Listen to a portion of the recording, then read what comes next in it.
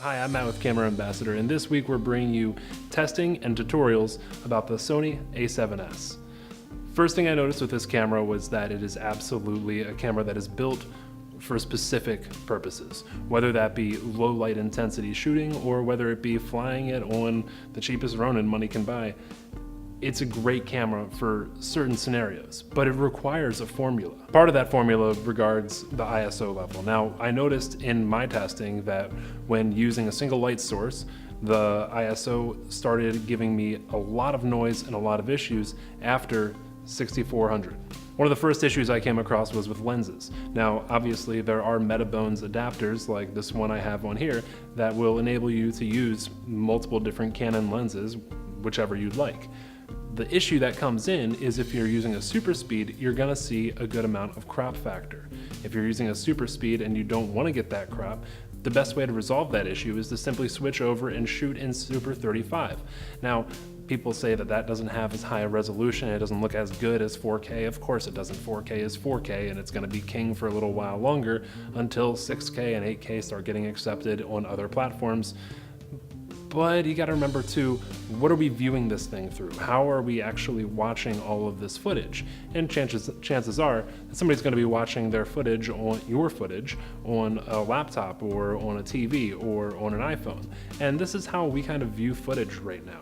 So yes, while there are 4K TVs and there is the ability to be able to see this change in resolution when you downscale your 4K to 1080, if you light your image right, you can still get a magnificent image out of the Super 35, and I would highly recommend going with that to resolve this issue, especially if you don't have it within your budget to get the Metabones adapter. Now, another issue that comes up when you're recording with a Ronin and you're flying a smaller camera like this is you don't have the ability to be able to just pull focus on this because it's flying on a Ronin. So the resolution for this comes in and ends up being that the A7S Mark II has autofocus on it.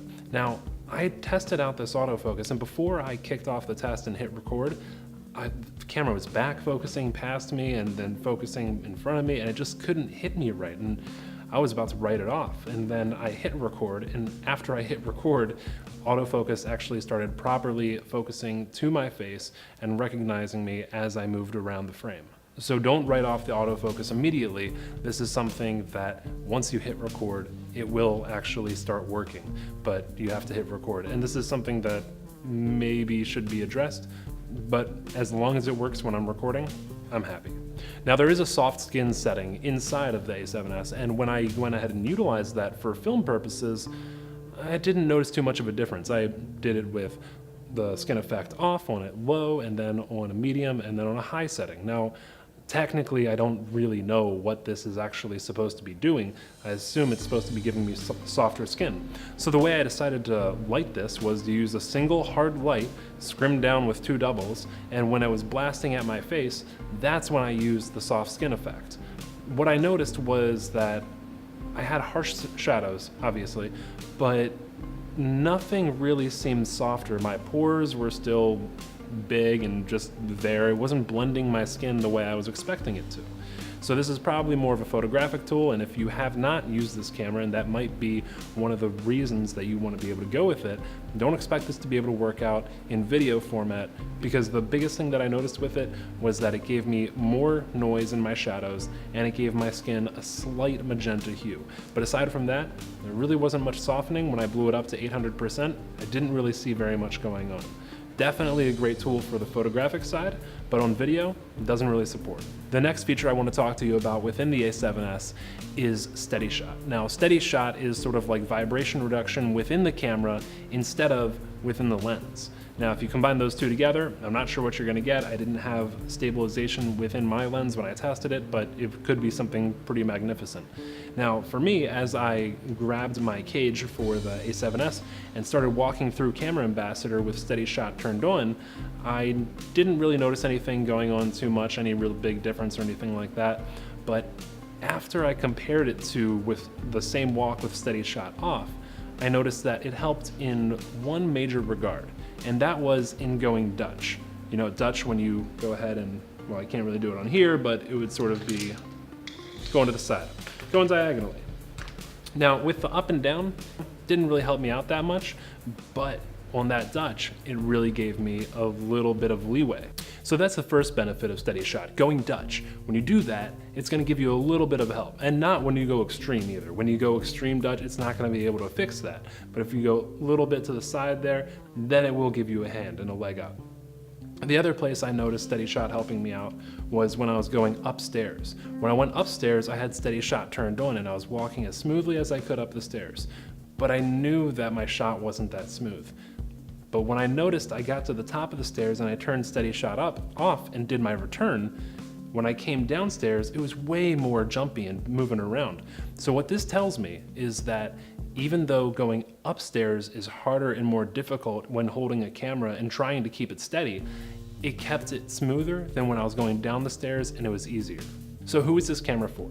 This camera is gonna work out great for anybody who does any sort of live events, whether it's a wedding or whether it's a corporate event, and you wanna go around and get those smooth shots and be able to get into those shadows that you're naturally gonna miss with most other cameras.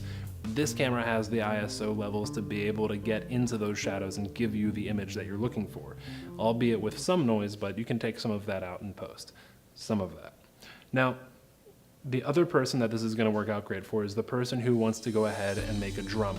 The reason I say drama is because you can shoot a scene lit by practicals and just practicals. And I like that about this camera because maybe all I want to see is just the light that the person is actually in and this camera exposing to that light through its ISO. Is it going to be noisy? Sure, it'll be a little bit noisy. But if you're seeing the noise the entire time, the viewer is going to go ahead and accept that. And if the viewer can go ahead and accept and get past the noise, then that's one less thing that you need to worry about. Because the main reason we worry about noise is because it's a distraction. It's probably why it's called noise. There's this actual thing going on inside of your image that's actually just distracting you from being able to see this clear, clean cut resolution. But if you can get your viewer past the noise in the image and you can actually crush those blacks and bring them down a little bit further, you're going to be able to have a great time working with this camera and just with practicals and a drama. I keep coming back to this, but it really is a cinematographer's dream for any sort of low budget shoot.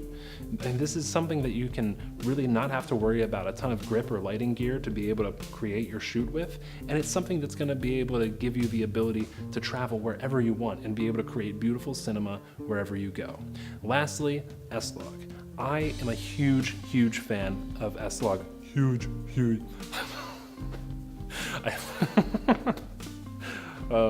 I'm a big fan of SLog 3. I'm a big fan of SLog 2. I like both of them for sure. But what I noticed was that I could definitely get a lot more filmic look coming out of SLog 3. So I would definitely suggest you go with that. Now the neutral, natural look is going to be something that you don't really have to grade and it's going to be right there. But I always think that if you're skipping out on the post-production coloring side of your production, you're missing out on a big form of the art. You know, it's like taking a photo and then just not editing it and saying, I just want to take the photo and then that's it and it's done. I was definitely in that school of thought for a while, but it's just another layer that you can go deeper into the art. And if you don't have time for that and you're just like, oh, you know, I just can't, I've got too much on my plate, I've got 4 shoots that I got to do this week. Yeah, sure, maybe SLog 3 is not going to be the best for you, but it's great that it's there, and it's great that you can get this filmic look coming out of a camera this small with this throwback look that feels like you're shooting an old rangefinder. I'm a big fan of this camera, like I am with most of the ones that we get in and we shoot with and we mess around with and I do testing on. And the reason I'm a big fan of it is because it's something that allows you to tell your story. If you have a camera and you have the ability to be able to tell your story and you have an idea for a documentary or a drama or a comedy or a horror or whatever you want to do, I think that might be the best camera for you because it's the camera that you have. Now, this one is a very specific camera and it's set for a very specific group of people. And I think that if you're looking out for cameras and you're not really wanting to mess around with lighting too much or anything like that, this might be the camera for you. If you're looking for a camera where you're gonna say, hey, I want this to be low noise, very clean cut image and everything, then maybe this isn't the camera for you. There are other cameras that give you a better look than the A7S too. But at the same time, not in all circumstances. If I was to take the RE65, incredible camera, possibly the best camera out in the world today, and I was to compare it with this camera, it'd be no contest, right? But what if the contest was, we're gonna light a scene by moonlight? You might not have an image on the 65. You might not get anything. But with the A7S II, you definitely would. So a great camera for a specific niche, and if that's you, rent this thing out, give it a shot, give it a try. And if you like it, go ahead and add it to your arsenal. It's a great camera that can help you to be able to tell your stories more simply. I hope you've enjoyed my review of the A7S II. All the videos that we have coming out are gonna be all about testing and tutorials and how-tos with this camera, and hopefully it'll help you to be able to utilize it better, to be able to fit your needs and be able to accomplish the vision that you wanna be able to have. Thanks for watching the review. My name's Matt, and I'm with Camera Ambassador. See ya.